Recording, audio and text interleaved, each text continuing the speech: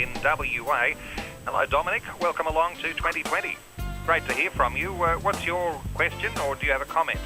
Yeah. Hi, Gavin. I've got a question. I've got my home loan coming out of its fixed-term rate. Now, I'm just wondering, should I be leaving it on the variable that it's going to obviously go to, or should I be looking at fixing it into another fixed-term scenario? Really good question. And what was the reason for fixing it? Was it 3 years ago that you fixed it originally, Dominic? It was 5 years, I think it was. Yeah, great. And what was the reasoning for it back then? Was it to try to lock in a lower rate in case case interest rates went up? It was, yeah. It was, at that time, things were looking pretty steady, so I thought that, rates aren't going to be dropping any further than what they are, but I didn't have that mirror ball. But sometimes when thinking about whether to fix or to stick with a variable rate on your home loan, I like people to think really about using fixed interest rates as a risk mitigation as opposed to trying to time the market with the best interest rate.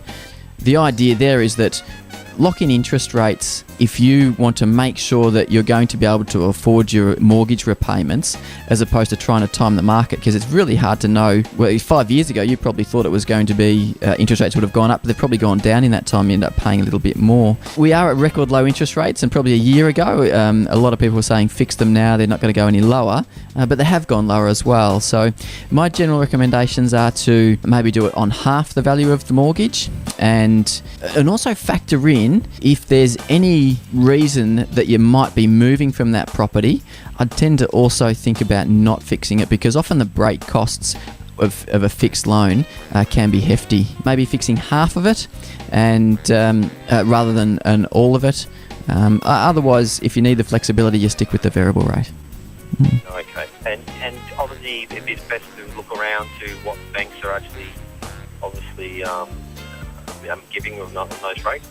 Yeah, it's good to regularly check what's available to you, because there's new products and offerings coming out all the time. There's also I think it might have been Bendigo and Adelaide Bank has introduced I'm not on the lending side that much, but they brought out a product that enables you to fix your mortgage, so it's a low rate fixed mortgage for 3 years, but they also allow you to put additional repayments onto it as well. So you can actually set up an offset account which reduces your interest again. So it's definitely worthwhile on a regular basis reviewing what's available to you and seeing whether there's some products that actually meet your particular circumstances better. All right, excellent. All right, and also a little bit of homework to do then. Yeah, exactly. Dominic from WA, great to hear from you. Thanks for being part of 2020.